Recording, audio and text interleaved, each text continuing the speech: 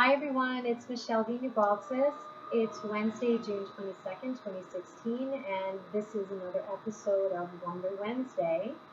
The question today is great, and it is from a very dear friend of mine who had private messaged me on Facebook about an emotional eating episode that she had. And her question to me was, should I be turning to food when I'm upset?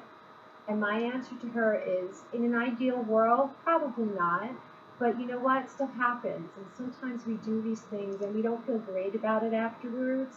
Uh, it happens to the best of us. I think the key here is not to beat yourself up, not to let it snowball into the rest of the day or into the days that follow.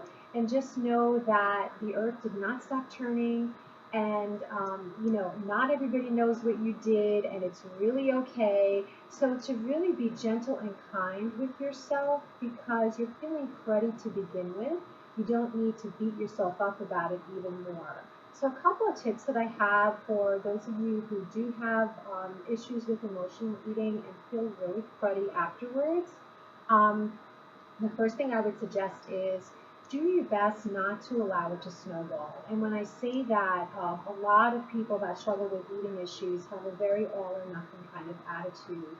And they're like, oh, well, I already ate XYZ. I might as well just eat the rest of the day. And that is called snowball eating. And, I know it well because I used to do it all the time. So I was like, oh, yeah, well, I'll just, eat the rest of the day, and then tomorrow I'll eat clean again. That's like a very diet mentality type of thing that we do our best as intuitive eaters not to really buy into that anymore. So if you had an emotional eating episode, that's all it is an episode. You don't need to keep going on the whole rest of the day. If the emotions are still really, really bogging you down, I highly recommend doing some journaling about it, talking to a friend, exercising to kind of get more in touch with that mind-body connection, because when we are emotionally eating, there's that disconnect between the mind and the body. So exercising, meditating, doing some type of yoga, going for a walk, or maybe even like just calling a friend can help you get back in your body so that you can feel those emotions.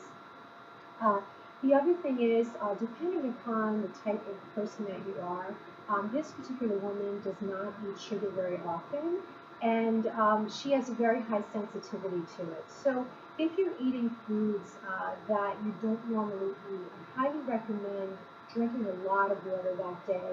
It helps aid in digestion, and it just helps to replenish your cells, and it just makes you feel better. So I definitely would drink a lot of water. We should be drinking water anyway, but I would really like double it up if you can that day, because again, it will aid in digestion and just replenish your cells. Um, I would look out for other cues during the day that you are wanting to eat for emotional reasons. Because if you had a situation where something really, really got to you and you had an emotional eating episode, chances are that your emotions are kind of high. So you definitely want to be looking out throughout the day if you're getting other urges to emotionally eat, and again, pull out those tools that you think are going to help you to manage those emotions so you don't continue and it doesn't snowball for the rest of the day. Um, and again, I would just do a lot of forgiveness work around it and know that it's not the end of the world. There is no shame in it. It happens to people from time to time. As long as we don't make this a habit and a norm, something that we go to like chronically, like daily or 3 to 4 or 5 times a week, it's really okay. It's okay no matter how often we do it. But my point is that we definitely don't want to make emotional eating something that we do on a regular basis. But because that really means that we are very, very disconnected from our bodies, and we want to be present so we can enjoy life more. But the idea is to really feel things as much as we can and to learn to manage them better without turning to food all the time. So I hope that these tips are helpful for you. Remember to love yourself no matter what, and to just move on. Post about it in the group, and ask for support when you need it. Thanks. Bye.